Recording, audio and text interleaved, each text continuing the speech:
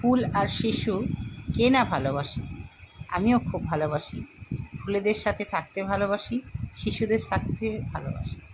ফুলেদের যেমন খুব সুন্দর করে সেবা যত্ন করি, ঠিক তেমন শিশুদেরকেও তার পড়াশোনার সাথে সাথে অনেক কিছু করাই।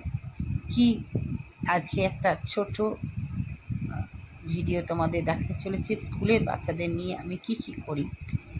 একাংশ দেখাবো, হয়তো কোনো একদিন আর এক অংশ দেখাবো। এভাবে একটু একটু করে ছোট গাছ থেকে যেমন বড় গাছ করে ফুল ফোটায়, ঠিক তেমনই ছোটো ছোটো বাচ্চাদের নিয়েই তাদের অনেক রকমের মনোরঞ্জন করানোর, সময় কাটানোর, মনে আনন্দ দেওয়ার যেসব কাজগুলো আমি করি তার কিছুটা নমুনা আজকে তোমাদের দিতে চলেছি। দর্শক বন্ধু, তোমরা সাথে থাকো, দেখতে থাকো যে একজন টিচার তার কত কি করা উচিত স্টুডেন্টদেরকে আনন্দ দেওয়ার জন্য। আমি করার চেষ্টা করি, যেহেতু আমি নার্সারি স্কুলের ম্যাম ছিলাম, সেহেতু ছোটো বাচ্চাদেরকে কীভাবে মনোরঞ্জন করাতে হয় সেটা আমি খুব ভালো মতন জানি।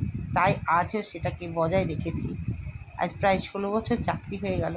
এই 16টা বছর ছোটো ছোটো ছেলে মেয়েদের এবং এমনকি বড় মেয়েদেরকে নিয়েও যতটা পারি সাংস্কৃতিক চর্চা করাই।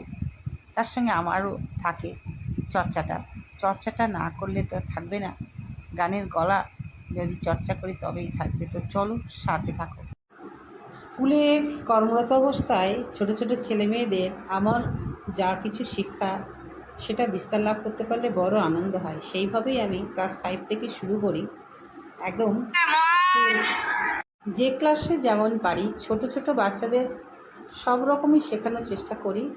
ক্লাস হয়ে গেলে 5 মিনিট বাকি থাকে, তার মধ্যেই ওদেরকে একটু একটু করে এগিয়ে নিয়ে যাই। যা কিছু আমি জীবনে শিখেছি সেইটাই দেওয়ার চেষ্টা করছি। ভালো লাগে এই কাজগুলো করতে পারলে, আমার মনটা আনন্দে ভরে ওঠে। বিশ্রাম। Thank you.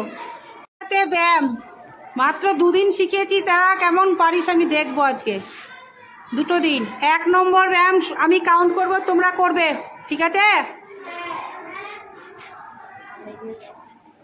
1 2 3 4। 2 নম্বর ব্যায়াম 1 2 3 4। 3 নম্বর ব্যায়াম 1 2 3 4। তোরা মোট কটা ব্যায়াম শিখেছিস?